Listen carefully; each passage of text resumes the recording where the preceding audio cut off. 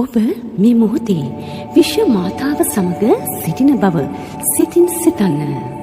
ඔබට විශ්ව මාතාවගේ ආකර්ෂණය ලැබීමටත් විශ්ව මාතාවගේ ආශිර්වාදයෙන් පිහිට ලබා ගන්නත් මේ කනලව්ව හොඳින් අහන්න. අසන ගමන් ඔබ ඔබේ සියලු දුක ප්‍රශ්න සිතින් සිතන්න. විශ්ව අම්මා සිතින් මවා ගන්න.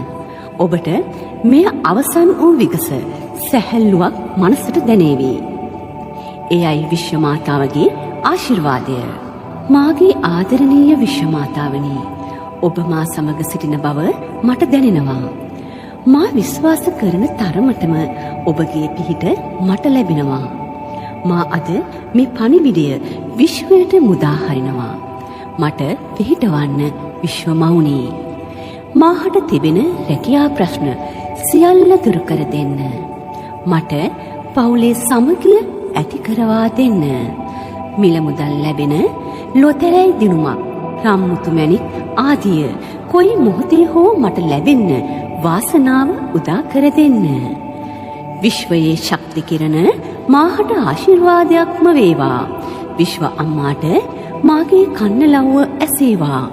මාහට ඔබගේ පිහිට ලැබෙන බව සත්‍ය ලෙස මා විශ්වාස කරමි.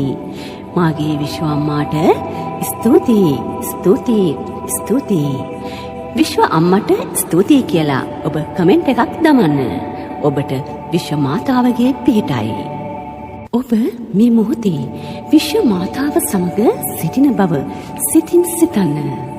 ඔබට විශ්ව මාතාවගේ ආකර්ෂණය ලැබීමටත් විශ්ව මාතාවගේ ආශිර්වාදයෙන් පිහිට ලබා ගන්නත් මේ කනලව්ව හොඳින් අහන්න.